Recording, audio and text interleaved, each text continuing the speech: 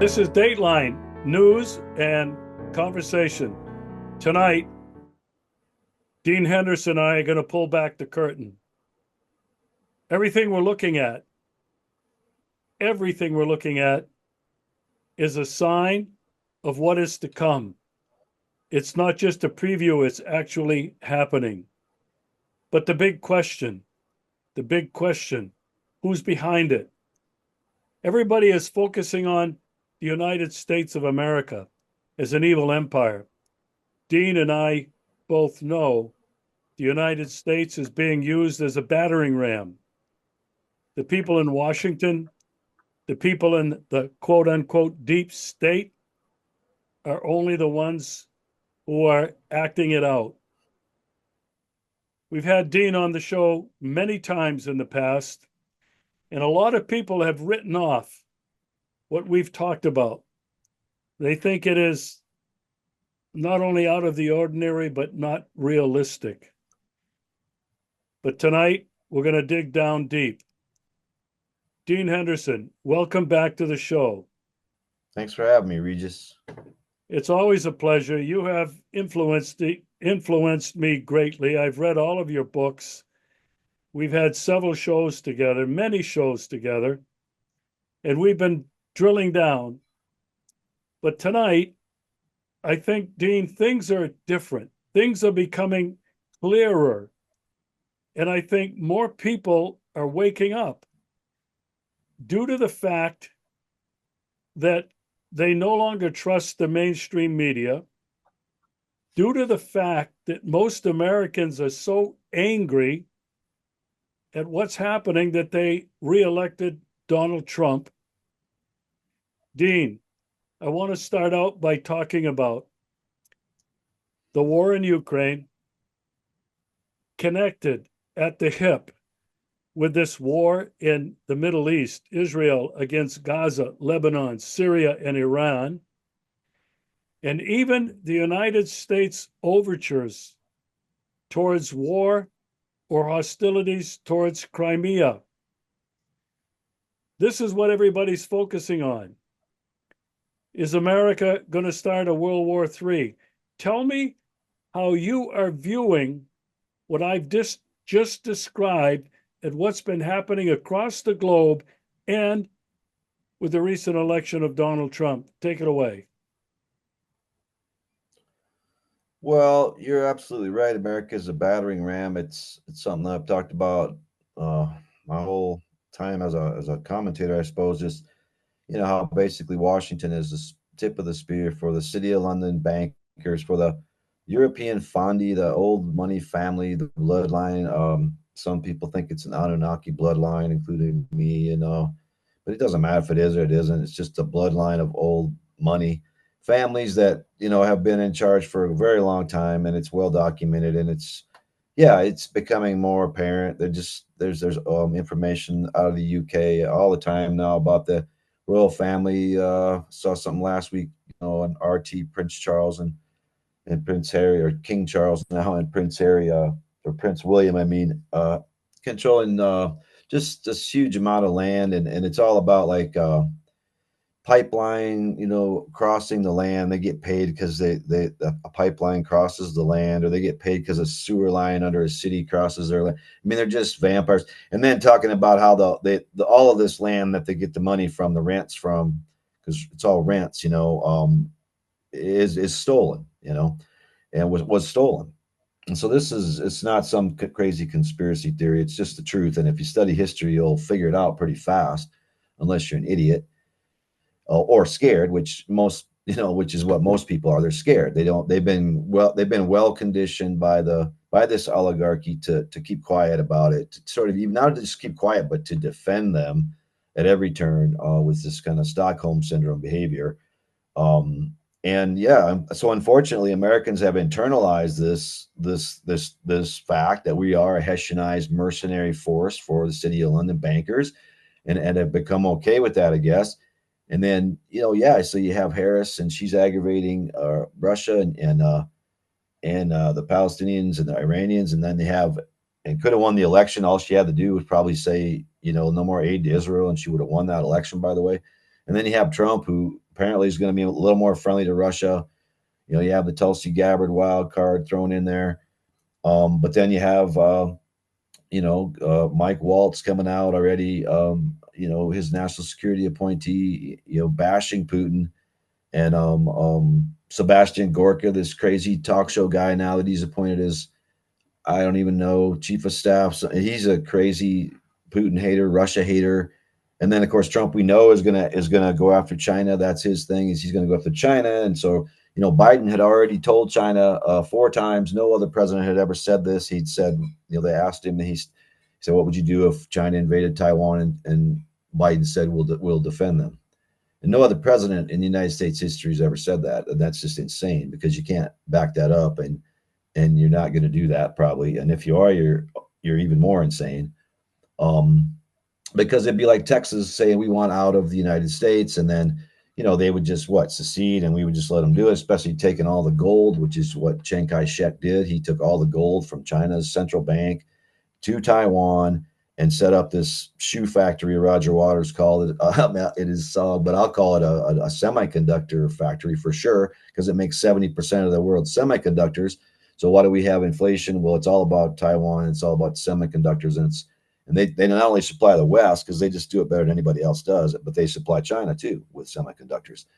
And so it is a big deal. And a couple of weeks ago, China flew the most sorties over Taiwan had it ever flown ever.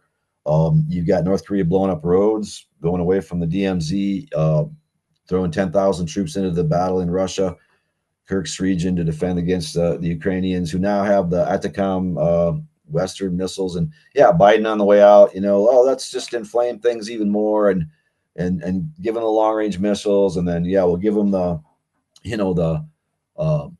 landmines, cluster, whatever that was. Just insane. I mean, a month and a half to go in his presidency, and just insane. And I guess they think in their little pea brain, inbred, can't think straight, out of inbred mostly, that's actually going to give them leverage, but they don't even realize that the war has been over for a long time, and they're so drunk with American exceptionalism. Pepe Escobar calls us exceptionalistan. That's about it. We're like a third world dictatorship called exceptionalistan, and we think we're so damn exceptional, and not realizing, and even after Russia responds and marches out this new weapon system, which is just obviously a badass system and can't be stopped, and just shows the United States right there that we have military superiority. Don't fuck with us, and we still do.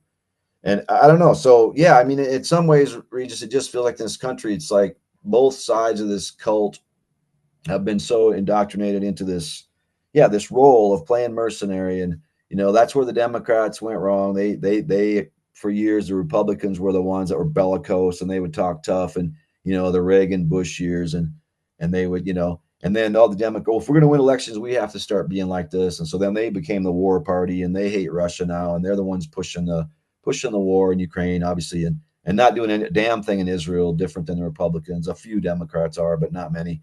So it's just this permanent war machine now, and it's a mindset, and it just almost does seem like the inertia is it can't be stopped.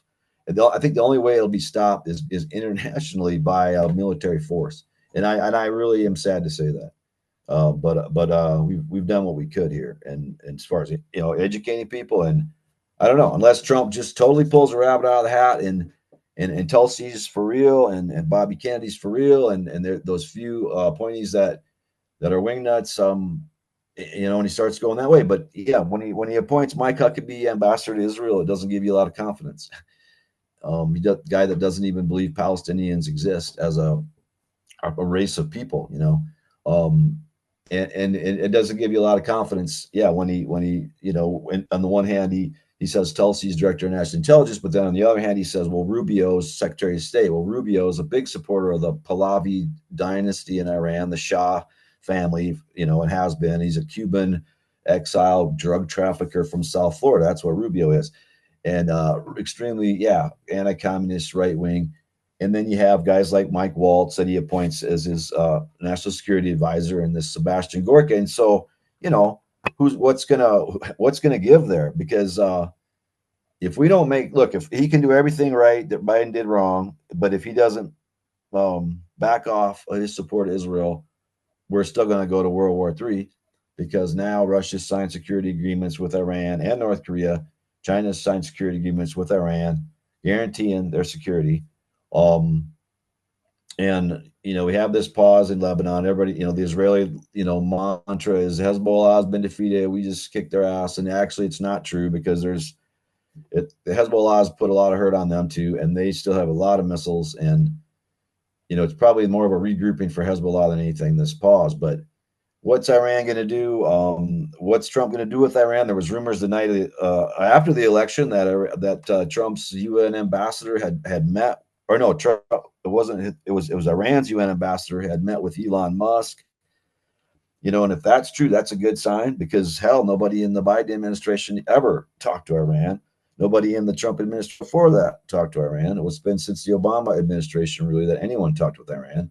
And then Trump came in his first term and destroyed the nuclear agreement with Iran, which was going fine, and aggravate him. So, but if he doesn't get that one right, like I said, he can back off Ukraine. I hope he does. He might, just because it's a lost cause. But I don't know. There's the permanent war neocon faction that just doesn't want it to end either, as you know, and there's a lot of money in war, as you know. But a little bit encouraged, like when Trump got elected, stock market went way up for a couple of days, and then by the end of the week, it was starting to kind of go down, and Lockheed Martin stock was going down, and Pfizer stock was going down because of Bobby Kennedy's appointment and Tulsi Gabbard's appointment, and you're wondering, well, okay. I mean, it's just kind of going to have to be like, if it's real, show us, Donnie, because we don't have much time.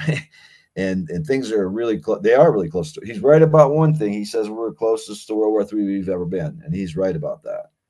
And it's inevitable that, look, Western hegemony over the entire economy is ending. That's what's going on. Their COVID scam didn't work. Their 5G, Internet of Things, electric cars, cell phone towers everywhere. And you're a tower too, because here's your COVID shot here. Now you're an antenna too, and we'll plug you into the system, and then we'll control your mind easily too. That really didn't work. It did and it didn't. So then they went to the war footing, and yes, it was a heavy war footing. It was Ukraine, it was Israel, it's even Taiwan, and it's a lot. I mean, there's a lot of military spending going on, a lot of defense stuff going on, and that's why they did it, because if they hadn't, then it would have crashed. The economy just would have crashed, just like it would have crashed before the COVID thing. It was going to crash in 2019 in the fall, and that's why the COVID thing was marched out. So they're just trying to string along this kind of Western hegemony over the rest of the world, with the Bretton Woods Agreement, with the IMF World Bank regime, with just the City of London banking system, offshore banking system that they administer. And that's all coming apart because BRICS, and everybody wants to bring in BRICS. There's not that many members yet, but everybody wants to be a member, and you can just see the writing on the wall. And so this is what the West is trying to stave off. And Xi Jinping is no Deng Xiaoping, and he's more like Mao Zedong, and that took him by surprise. And so China's like, oh, you want to pull out, and you want to do tariffs, and you don't want to have your factory. Okay, fine, we don't want you here anymore anyway, because we're thinking you thought you used us and our $1 a day labor to build up Target and Walmart and destroy your Main Street, I guess, and thought that was cool. But actually, we played you, and you came in here with your technology and built up our economy and made us a middle class, and now you can just take a hike. We're glad don't let the door leave you. Don't let the door hit you on the way out, kind of thing. Is what I get from him, and you can't blame him. And I've said this before, but I still say that the whole COVID thing was, and even Robert Redfield is saying this now. He's been hinting at it, but he's just said it flat out now. The former CDC director has said that we created the Wuhan virus in Wuhan, the United States military, the United States researchers, and the British researchers, and the Crown, and the Wellcome Trust, and Anthony Fauci, and yes, all these people. And the Chinese, the only mistake they made was just maybe not having, standards that were up to snuff and letting it get out. But they know that, and they know that it was released on them, and maybe it was intentional too, and that's kind of what they think, and so they hate us. I think the Chinese really are just ready to let's go.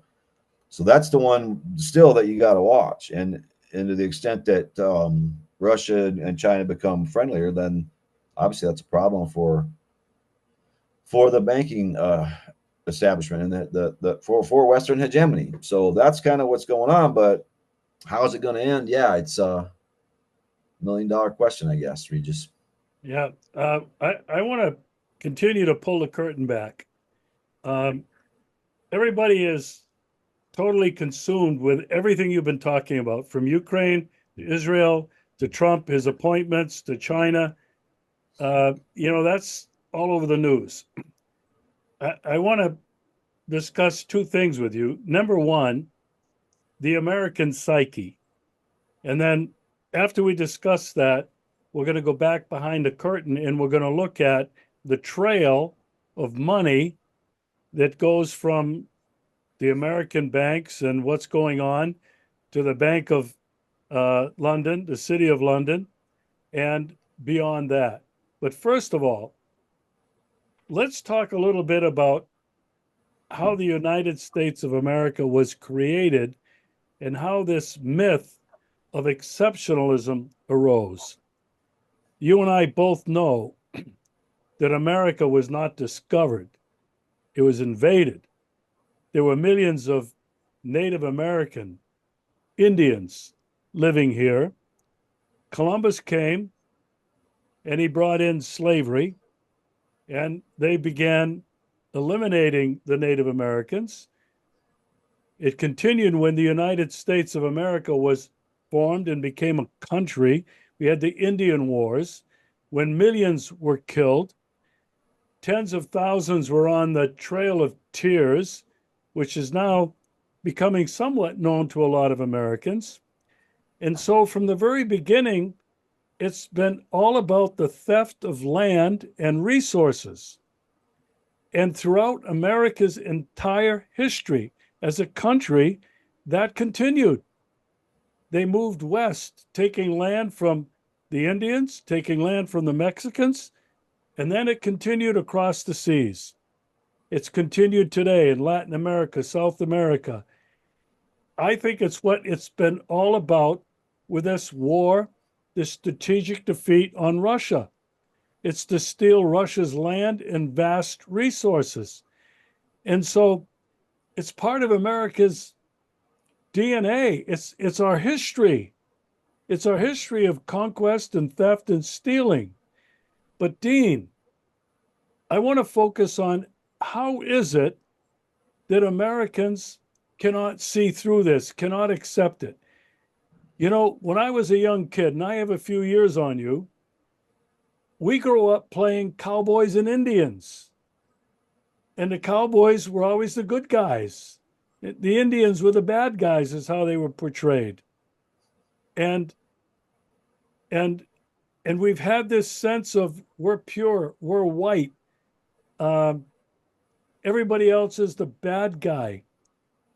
Dean, your thoughts on how Americans today, and I think it's the vast majority, have been so indoctrinated in this myth, this this 100-year-old myth, several 100-year-old myth, so they cannot see and accept what's happening.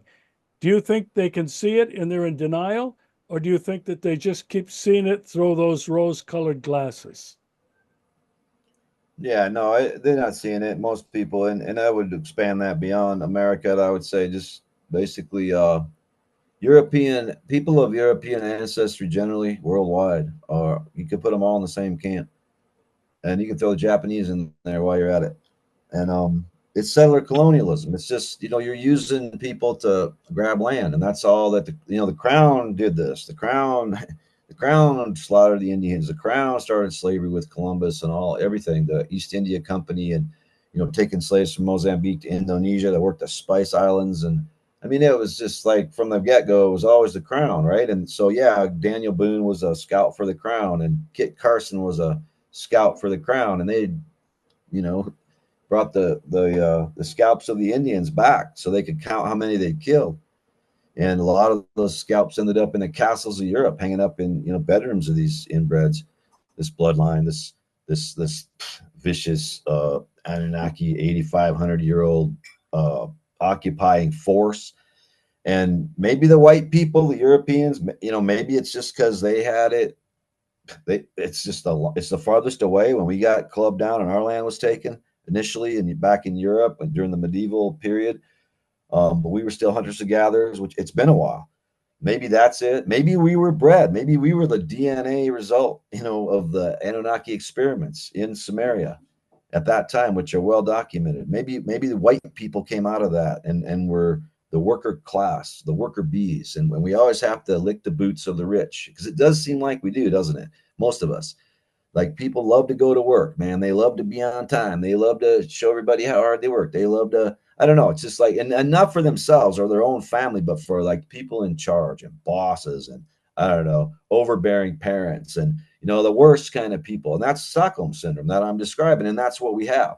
And so we were used as a settler force against, black and brown people, not just in America, but like you say, Latin America and Africa and Southeast Asia, now in Russia. Now they want to take China back, obviously, and privatize that and put it under Goldman Sachs too, and the bloodline. And of course, it's just this ongoing. I've told people over and over, the real history, if you want to know like a shortcut history of the world, they stole our land.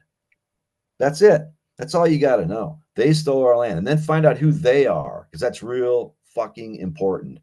And yes, people continue to need to understand that this bloodline is old, that it's one bloodline, that it's all the kings and queens I'm talking about of Europe, and all the dukes and duchies and lords and knights that they appoint as their minions, like Bill Gates is a knight commander of the British Empire, for example. Elon Musk is a member of their Royal Society. They run Silicon Valley. Serco runs the patent office. It's all being administered by this blood, and they're coming out in the open. The Khan family, you'll see them everywhere now. You'll see the Shah, like Sabrina Shah. She was the big spokesman for Biden when he announced he was going to send Ukraine these new Atacom missiles. You saw Sabrina Singh. That's it, Sabrina Singh of the Singh bloodline, and that's the Sikhs. All the Sikhs are Singhs, right? And they're a very powerful bloodline. So that's almost like the Asian minion bloodlines are coming out and like showing themselves to the people as the servant, sort of maybe the servants of the Rothschild, Habsburgs, the upper echelon bloodlines that actually run the whole thing and don't do anything. They don't have to do anything because they're the crown. They sit on top of the intellectual head, which is the Illuminati, which sits on the 33 vertebrae, which are the orders in Freemasonry. There's 33 of them. And the Atlas is your top vertebrae. There's 33 of them. So, and the crown does nothing. It just sits there, does nothing, and accumulates stones in it and just eats more than anyone else, and gets to eat lobster every night in their castles and gets to eat steak for breakfast, or whatever they want, they get. Put it that way. And while the rest of own all the land, more land than anybody else does. We know that. We know the British royal family owns more land in the world than anybody. So it's all right there, and it's not some big giant conspiracy theory. It's just like some giant conspiracy, okay, is what it is, that you've been subject to, you and your family, for 8,500 years. And it's time to get up off your knees and lose the generational trauma, because I know it's there. But just lose it and get over it and fight. And we're only going to be able to do that if we realize that this is not a joke, that this is actually happening. So yeah, I think more and more people are realizing that, waking up to it. You hear it all the time, that even the Chinese, you hear it in China, how the COVID lockdown in China, which was even worse than here, woke people up in China too, to the bigger conspiracies that are going on in the world. So people are waking up. It's just a matter of what to do politically. They have the political system in the West is sewed up lock, stock, and barrel with just money. And I don't see that ending anytime soon. So that's a problem. So again, I just don't see any way out of it, outside of some outside force putting a stop to it, hopefully peacefully through, an economic sort of war, which I think is what, really is going on. I mean, I think the Chinese and the Russians and the, everybody's playing the long game, and they're thinking, well, let's just let this beast kind of, go bankrupt, and we'll buy the gold quietly, and we'll sell the treasury bonds quietly, and we'll sort of, but they have to be very careful. We've seen what happens to people that try to mess with this crowd, like John F. Kennedy, when he issued his silver-backed currency against the Fed, and Douglas Dillon of Dillon Reed, his Treasury Secretary, started bad-mouthing him in the press, as did the Rockefeller family. and he was dead before you know it. And Abraham Lincoln, same with his greenbacks during the Civil War, and it's the same with the BRICS. I mean, this is dangerous. This is when they send out people to kill you when you try to mess with their monetary system, right? So it's very delicate situation. I applaud Putin for being restrained and playing it well so far. I applaud the Chinese as well. And look, I mean, I'm on their side. I don't care where I live. I don't care about my geography. I care about right and wrong. Okay, I'm a citizen of where the fuck I want to be at that time. And I know it's wrong, and I know this country's going down, and it has to go down, because it's the people back to evil too long. And and then you end up getting choices for president like we have. That's nobody's fault but our own. That's nobody's fault in the end but the American people. That you've been that stupid, that you've ostracized the truth tellers, like me and you, and things like that. And the stupid things you've done, and you've built up these idiots, and you've allowed yourself to get put in a corner where you actually have to choose between these kind of people for president. In my opinion, you've got nobody to blame but yourself if you're an American. Yeah. Uh, and, we've kind of talked about how the American people have been really indoctrinated since birth for generations. I mean, it's just ingrained. And yeah, I'm very troubled by another election of the lesser of two evils. Uh, but Yeah, I didn't vote for either one. So but we're talking about now pulling back the curtain and looking at what's behind it. It's very easy to say that, the United States was the evil one, but it's the UK. And then, as you have so clearly articulated for years, it's the crown, it's the royal families, the royal bloodline, and they have names. And a lot yeah, of people will stop at the Rockefellers, for example, or a lot of people will stop at, uh, the Rothschilds. But you mentioned 8,500 years of human history, going back all the way to the Anunnaki. And this is where a lot of people are afraid to go. You and I have been considered cuckoo, out of our minds. But Dean, I have said on many occasions that what we're seeing is pure evil. It really is an attempt to destroy our humanity. mhm. But, Dean, you have mentioned earlier in this discussion and in all of your writings, maybe we are a hybrid. Maybe we are the creation of the experiments of the Anunnaki 8,500 years ago.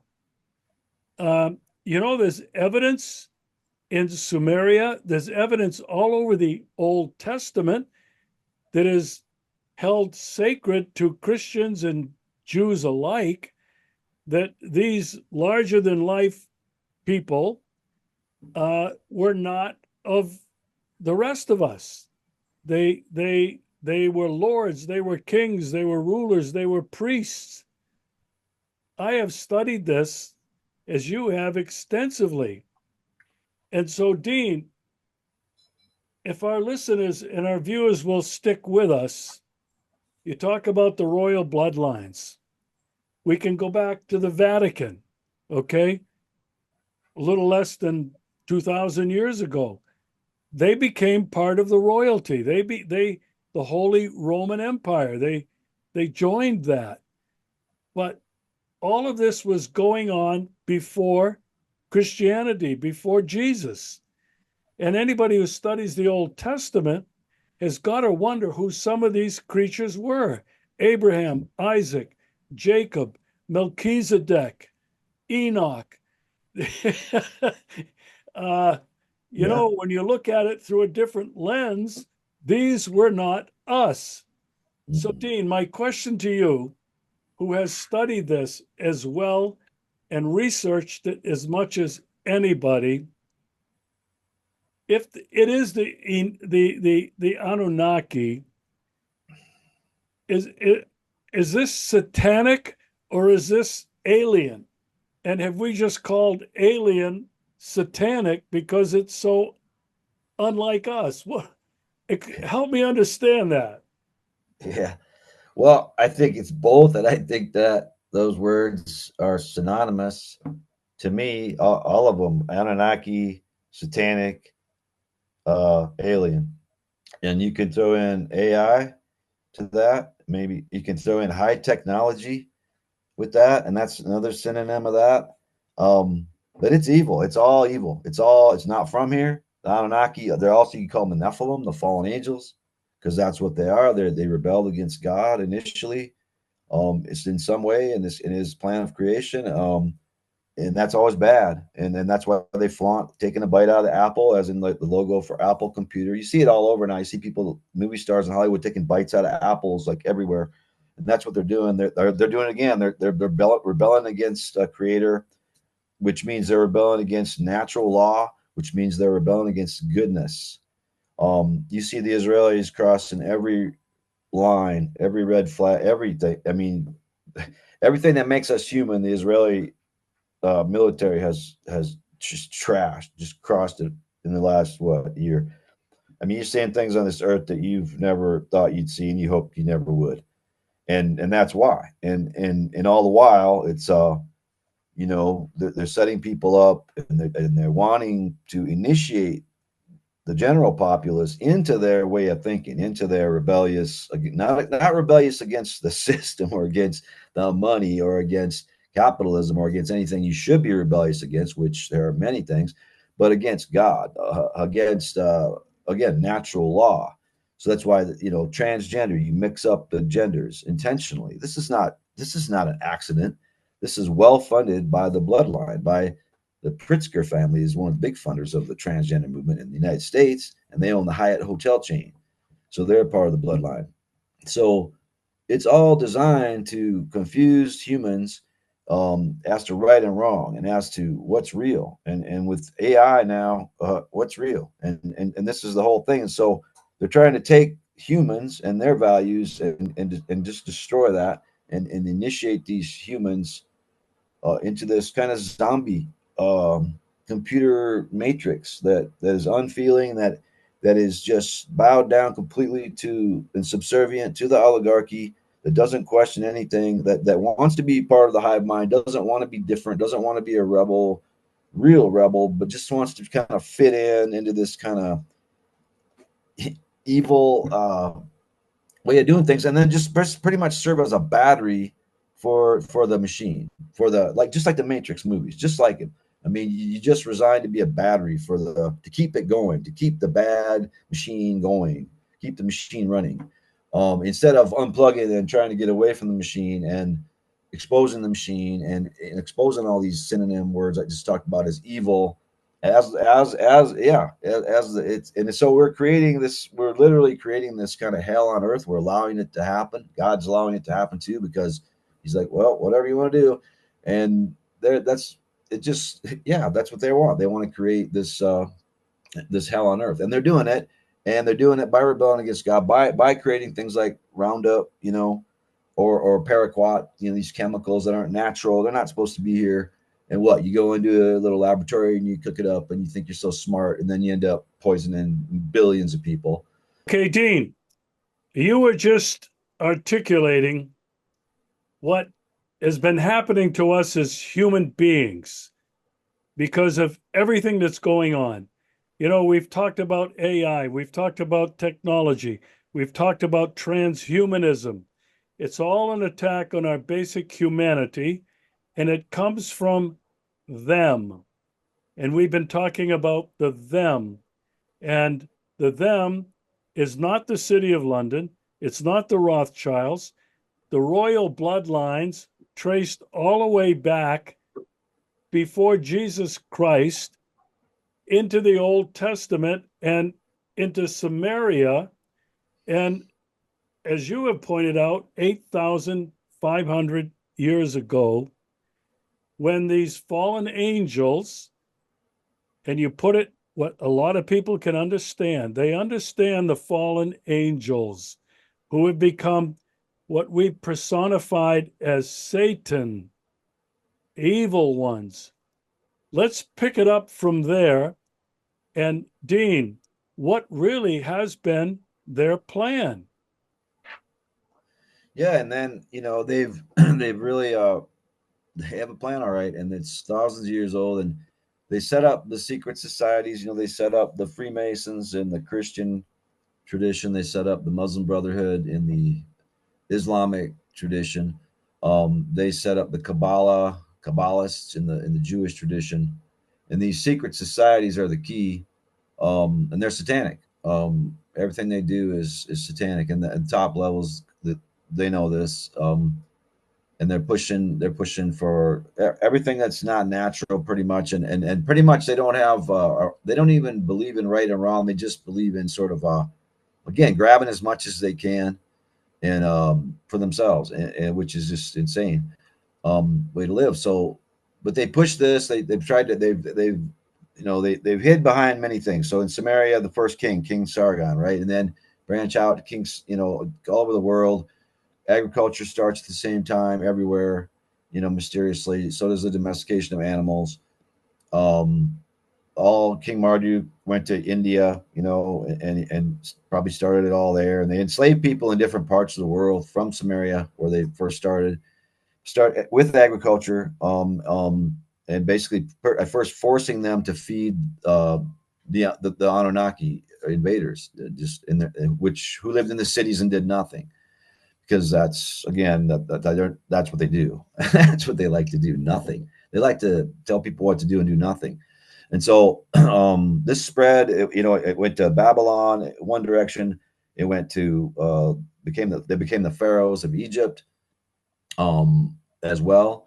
And in Babylon, with the Talmudic tradition, sort of usurped, I guess, Judaism, and became this sort of well, it's a satanic religion. It's the Talmud is a satanic book.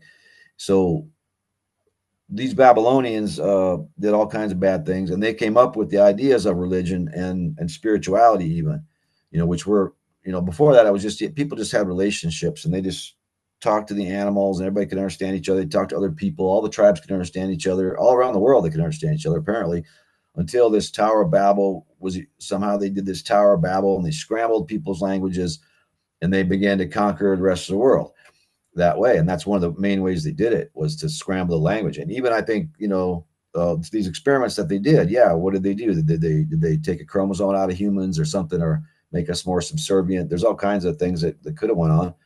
But it's just interesting how from Egypt you have a seamless, you have Julius Caesar coming over, having an affair with Cleopatra, who was the last Anunnaki ruler in Egypt, the last pharaoh. And then within 12 years, you have the Holy Roman Empire firing up. And Egypt ended in a revolution. The pharaohs were overthrown. I mean, the people got sick of them. That's one thing people don't realize much about, of course, because they don't. Hey, it happened in the city of London. They've burned down the city of London a few times. The peasants have, because they know where the power comes from. There was a huge fire in 1200 AD in the city of London. It was all led by these populist farmers who were just like, they knew already it was the banker strongman. Hell, it was Londinium already in the first century. It was part of the Holy Roman Empire. It was Londinium. And then when the Holy Roman Empire fell, the Pax Britannica, the British Empire, started within 9 years of the Holy Roman Empire folding. So it's all seamless. It's like they just changed location. They just changed where and there was a stop in Venice. We should add there. And like you said, there was a stop at the Vatican. We should add. And but it's all about they hid behind religion. They hid behind the church, and then they hid behind the Protestants later. They're hiding behind the Anglican Church now. This high level Anglican priest that was just forced to resign, or bishop or whatever he was, for covering up the Archbishop of Canterbury, for covering up the pedophilia in the Anglican Church, which nobody talks about because they all are fixated on the Catholic Church. Because why? Because now the bloodline wants us to hate the Catholic Church, because the Catholic Church has rebelled against the bloodline somewhat, at least, and not gone along with every single thing. Whereas the Anglican Church and the evangelicals are now the tip of the religious sword, as far as like pushing this garbage thought.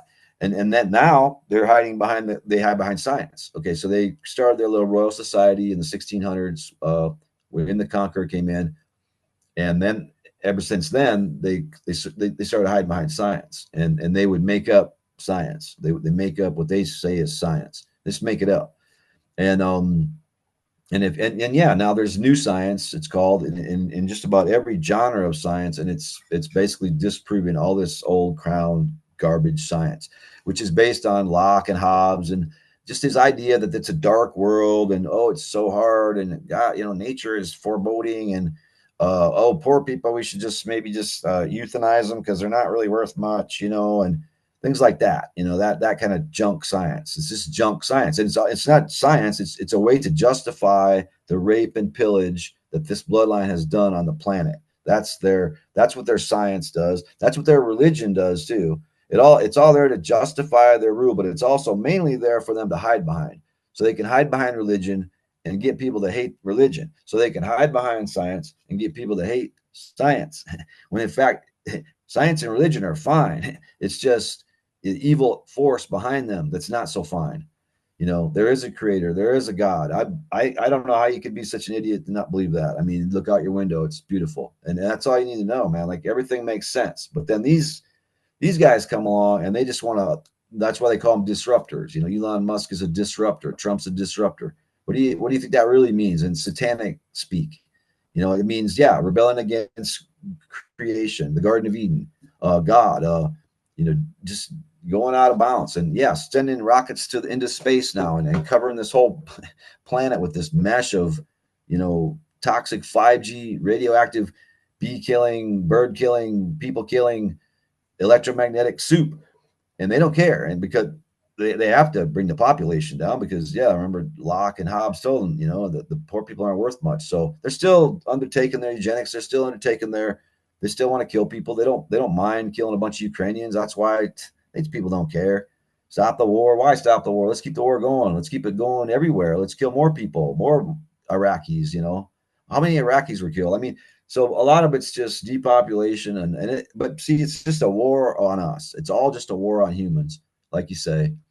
And that's what hopefully, people are coming to the realization of, and hopefully not trusting these institutions, like you say, the mainstream media, the politicians, yeah, but that's kind of where it sets, I think. Yeah. We're talking about how they've used religion and science. Uh,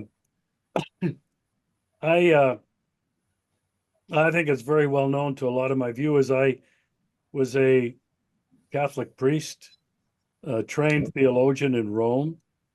Um, I studied the scriptures, and I've since done a lot of research, as you have, about what we've been talking about, these ancient civilizations, these ancient societies uh, that have had a complete influence on the development of thought through the Old Testament uh, and through the religions, through the Holy Roman Empire.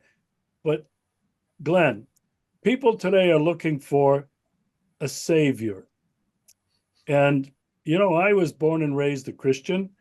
Um, I prefer to call myself today a follower of the radical Jesus. Now, Jesus did not found a church. I think a lot of people believe that. He founded the Catholic Church or Christianity. You and I both know that came much later. But Jesus obviously was a radical who went against both the Old Testament, he went against the status quo, which was then Judaism and the Roman Empire. And because he was such a threat to them, they killed him.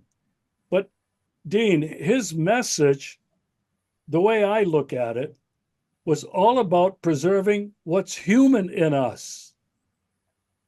Yeah. And when you read the stories in the Gospels, the stories are all about how to be human. And he said that the Creator is in all of us, the Father is in all of us. We have His Spirit. This is, this is basic Buddhism. This is basic native Aboriginal, we call it mythology, but their religion. And Yep. it's be kind to others, love the Creator, love what the Creator has given you, take care of it and protect it. Go to the sick, go to the poor, go to the castaways, the outtrodden, go to those who are not represented. Yeah. And I can tell you, for me, I believe that this is really the core, what Jesus was about, what Buddhist thinking was about, what Native American belief was about. It was about being human, being part of Mother Nature, and what our job is to take care of it. What you and I have been talking about is an evil, call it alien or satanic force, that is trying to destroy all of that. Yeah. What are your And I think thoughts on people, what are yeah, your thoughts? that's it. And exactly. And people, I think, are ill-equipped to deal with that evil. See, because all the Gnostics knew about this stuff, right? The Gnostic Christians knew about this evil, and we've found the Nag Hammadi scrolls recently in the 50s, right? And they knew about, and all the books of the Gnostics were pretty much rejected in the Bible. They weren't put in the Bible, and that really does us harm. I mean, as a people, because we don't realize, most people, I think, probably the single biggest problem to making change in this world, to making a more just world, like Jesus taught, like the Buddhists taught, like Crazy Horse taught, like all the holy men and women and good people across the millennia have taught. It doesn't matter what ism, it doesn't matter what religion, it's all leading to the same thing, which is love, compassion, kindness, and not taking more than your fair share, which is really just the opposite of what has happened in America, in Europe, and where you're supposed to get as much as you can and basically screw everybody else, right? That all got thrown under the bus early on, and there's been these interventions where it is these people that, or these creatures or whatever they are, that come here that don't have that ethic, and that push the other way of doing things, which is greed and take all you can, and the heck with the poor. We don't care about the poor. We laugh at the poor. We think they're funny. We'd rather go to a Masonic ball, in downtown Memphis or whatever, and hang out with those people instead of going to a soup kitchen and helping people for one night,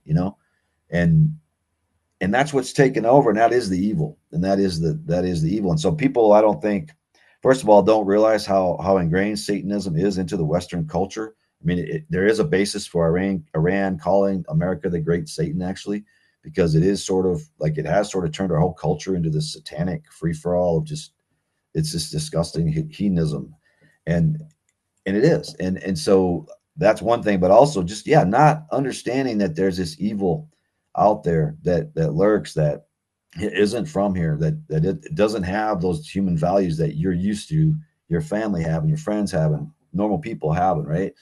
And so we're like infants in that regard. We don't even know that exists. We're taught it doesn't exist. We're taught, just don't, it's not here. It's not really here. Don't worry about it. But it is here, and it's always been here in some respect. And it comes and goes, and we fight it and we don't fight it, and that probably decides our destiny, our fate.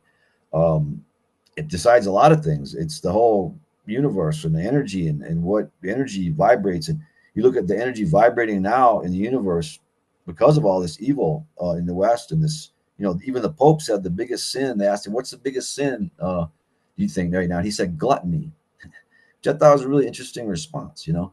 Because that's what I'm talking about, man. These people that just take too much of everything, whether it's land, whether it's whatever it is, too big of a house, too much land, too many cars, you know, uh, taking up too much space, making too much trash, and you don't even care. You don't even have any regard for others, or maybe how you could be a team player. Like, there's none of that.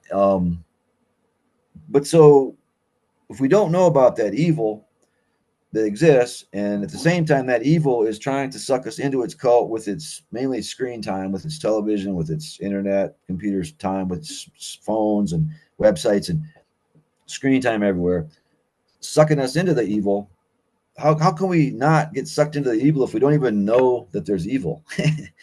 See, so we have to understand first that there's evil in the world. And if we don't, then we'll never make any change, because there's 99.999% of people really are not evil at all. And they're trying to do the right thing. But there's just this little sliver of whatever they are. And yeah, I happen to think they're hybrid, human, alien, fallen angels that live in castles, that wear stupid crowns and stupid jewelry and stupid clothes and do stupid rituals and act stupid in public. And we're supposed to be awed by the stupidity of it, I guess. Where does that shit come from?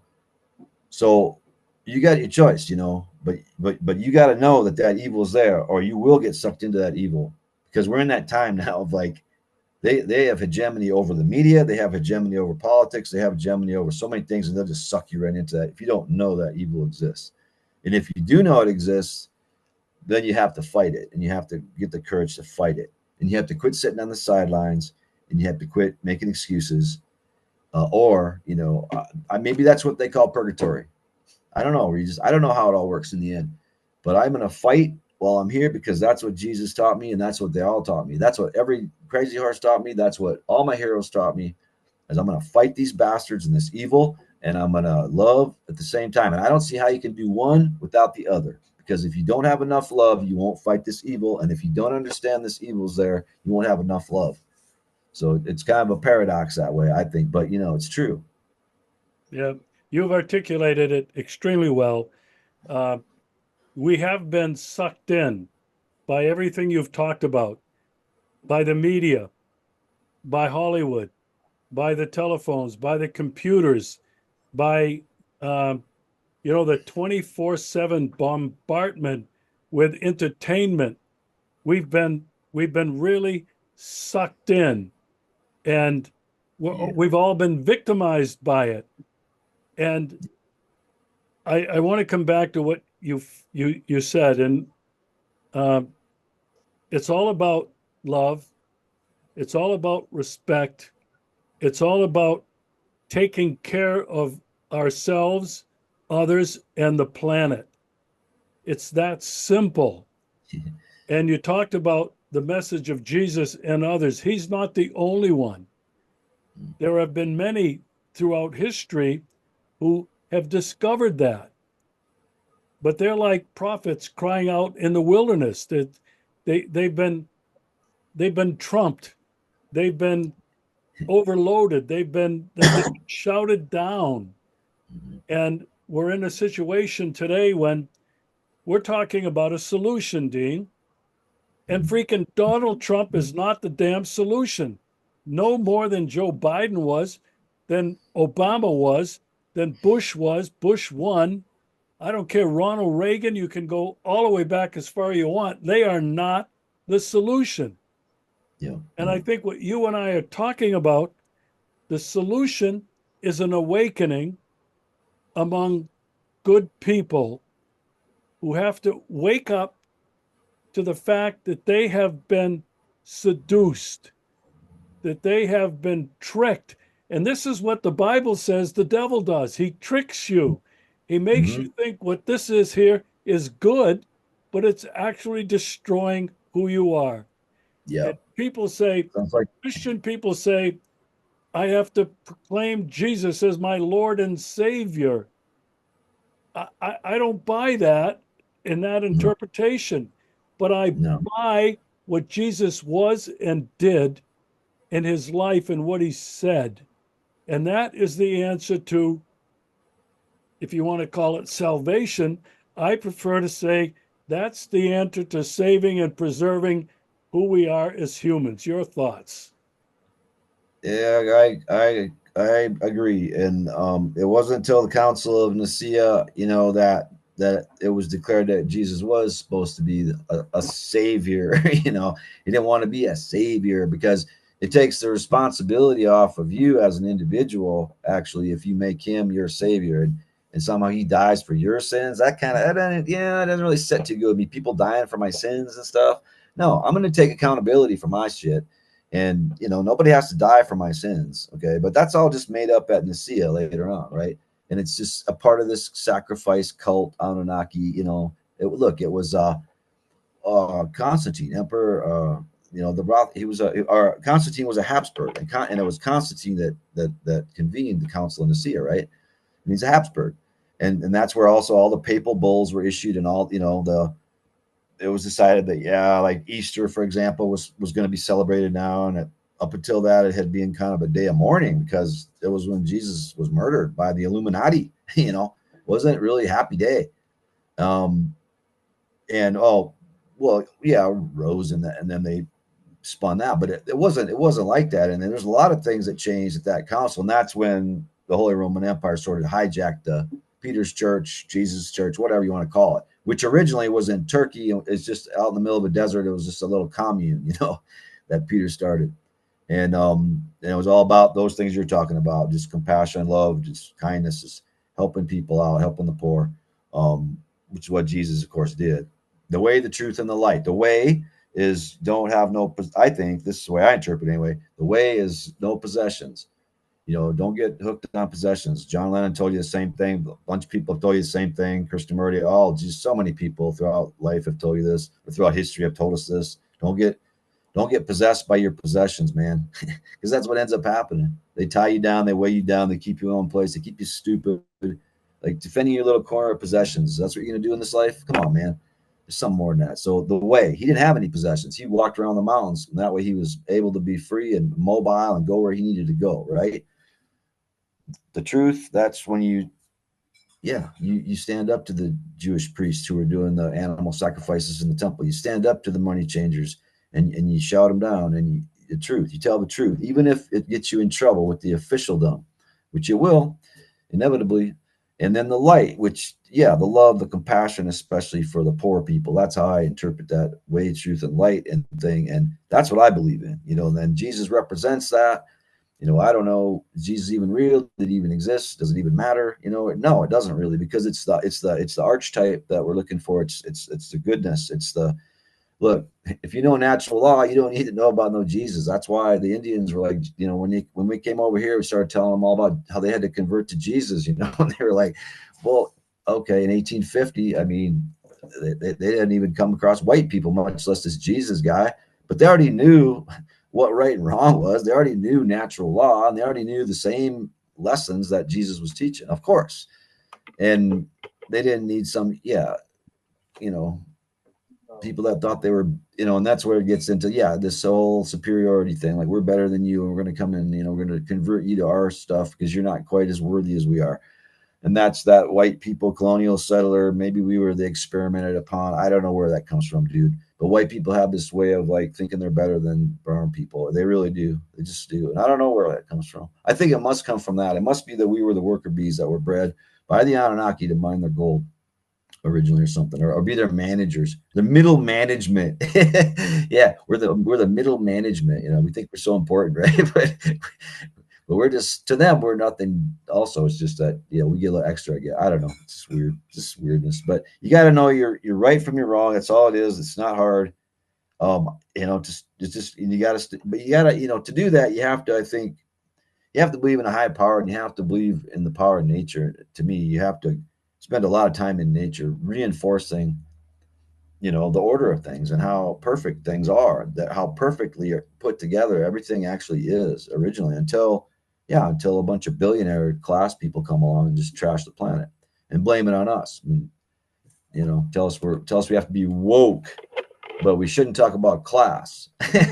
We shouldn't talk about class or bloodlines or anything like this. We should just talk about color and gender and, all these really more important things that, just divide and conquer, constant divide and conquer. So I don't get too hung up. I mean, even if you are white, like me and you, and you're bred as a slave, it's not like you can't get better. It's not like I can't do the right thing now, even if my people were bred to be slaves of the animal. I don't give a rat's ass, really, because I also have free will, and I also have the ability to change. And that's why, if you're born a Rothschild, you don't have to be an asshole. You can come clean, and you can be a good person too.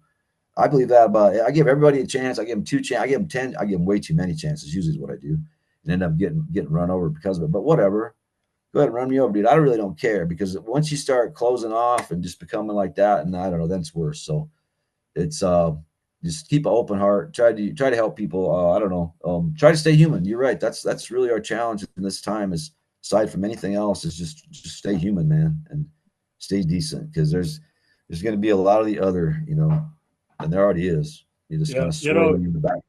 you and I, but you more than I, have been very deeply influenced by Native American spirituality. Uh, and you said something that I think is so important. Everything that was created was perfect. It all was designed to work together. And what we have done is, instead of recognizing, like the Aboriginal people all over the world, we are a part of this nature. Our responsibility is to take care of it, not take any more than what we need, and leave the rest for other creatures, animals, or for the biosystem. But the whole thing that was created was perfect. And and you said all you have to do is look out the window. And if you can look out the window at a starry sky, or you can travel across the landscape of this beautiful little blue globe floating out there in space, you have to be awe-inspired. And you have to realize that there is a creator, there is a higher being, which you and I both believe is a good energy. And what we're fighting today, and it's all over the scriptures, this is what we're fighting: the fallen angels, evil, which is presenting everything we're looking at that's destroying us as good. Yeah, All of this, you mentioned all the way up through AI, 5G, all of this stuff uh, is designed to destroy who we are. And so, Dean, before we finish, this is the epic battle. The epic battle is not between BRICS and the Western hegemony. It really is not. It's another right. form of organizing people. The real battle is the epic battle for our humanity. That Yeah. is salvation. Is that not salvation? Russia and China and BRICS are not going to fucking save us. Excuse me. I'm going to have No. to bleep that out. No, but they're not. but Nobody's going to that's save you, not but going to be salvation, is it? any more than Jesus is going to save you. Honestly, you're going to save yourself or not save yourself, and that's happening every day. That's not happening. It's not about just if I live good and then I die. It's actually about everyday actions every day create reactions every day. If you're living a good life, if you're understanding that, if you're plugged into the goodness and you're trying to be that, you're trying to spread that vibe, you're going to have an easier life, man. You just are. So it's just how hard do you want to make your life? How miserable do you want to be? At one level, it's just it's a no brainer, dude, to go down the path. The good red road is what the Lakota call it. Go down the good red road, man, and live how we're supposed to live, simple and with nature, and yeah, not taking too much and helping those that don't have enough and that are weak. And you know, the hunter should always eat last. If you make a kill, you should always eat last, man, because it keeps you humble. And that's just, that ethic is so important. So yeah, that is the salvation. That is the bigger battle, way bigger than any geopolitics or countries or rulers or anything. So that's what you really have to keep an eye on. And I think especially in this time of just internecine warfare between these parties that are supposed to be so different from each other that really aren't. Driven by social media for sure, the CIA, which is behind the social media to divide us. But yeah, in this time especially, man, you got to zoom out and you got to always keep an eye on that bigger battle. Keep an eye on that bigger battle between good and evil, and just be a part of that battle, man. Because it's like what, man? You want to live your life. It's like analogy, okay, sports analogy, whatever. I do like sports because why? Because I like team sports. Put it that way. And I played all the team sports when I was younger, and I still watch team sports because team sports is the most communistic, socialistic thing I can find anywhere on this planet right now. Because you actually have to work together, put your own self in the back, like I'm talking about, because you think, what do you think? The Indians weren't communists now that we've been talking this way? Of course they were. That's the only communists that ever were, that ever really, and there's never going to be any more, by the way, because no, it's just not going to be possible with urbanization and technology, all these trends, and it's not going to be possible to live that way ever again, probably in these small clans, which is the only way communism, I think, will work. That's a whole nother topic, but it's an interesting topic. But look, I don't even know where I'm going with this, but pick me I up. think we're talking about salvation, saving Okay, there it our is. humanity, and that's an individual thing. There it It's is. not necessarily a collective thing. No, that's true. So if you follow that But it also, thinking, if you follow that thinking, uh, is it good to maybe think it is. about revolution? That enough Mm, people are going to rise up and fight this evil, or fight this cabal, or fight these yeah. bloodlines, or fight the city of London. Is that a good idea to think that there will ever be such a revolution? Is it not more a personal fight, a personal rebellion, a personal change? And Yeah, we have about 3 minutes. yeah, I think it takes it by a nose, but I think it's in the end, I think it's a false choice. It's a false duality because in the end, it's the same thing. In the end, like to be a revolutionary, um, requires that you first really do a massive introspection of yourself and yeah, get that all sorted out. What you're talking about, that personal salvation thing figured out, because you can't be an effective revolutionary if you don't have that first. Then I think once you have that figured out, I think you do have to join the revolutionary struggle. Yes, because at that point it's required. I mean, once you figured out your own stuff and how to love yourself and how to, it's almost like you have to have a revolutionary. It's a chicken and the egg thing, because you have to be a revolutionary maybe to figure that stuff out in the first place. You have to figure out that you have been exploited by, whether it's capitalist class or whether it's a bloodline or however you want to put it. You put it how Lenin put it, or you can put it how Crazy Horse put it, or you can put it how Regis put it, or Dean Henderson put it. But it doesn't matter. But it's like whatever that is you're fighting. Yeah, I do think you have to fight. I do think that enlightenment involves struggle. It's not, you can't, like the hippie, that's another duality that I think the CIA tried to perfect in the 60s. It tried to carve out the hippies from the lefties and say you have to be one or the other. And I don't think you do.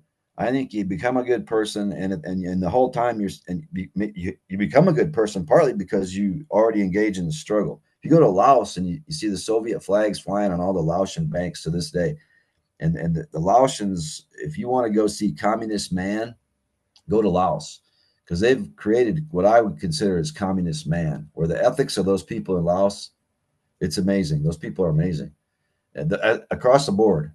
Just as a country, I've never met more impressive people, and I think that's what we're talking about. Is they've actually created that ethic by personal enlightenment, but also by struggle against, yeah, the landowning class in Laos, which were deposed. The CIA people, they were deposed. It goes hand in hand. Can't separate it, I don't think. Dean, I can't thank you enough. It's so great to be back with you. We can have discussions on levels that are just not being addressed anywhere else. Thank you so much. Man, me too, Regis. I always dig it. So you have a happy Thanksgiving. Okay. Thanks. Same to you, my Tomorrow. friend. All right. Take care. Bye bye.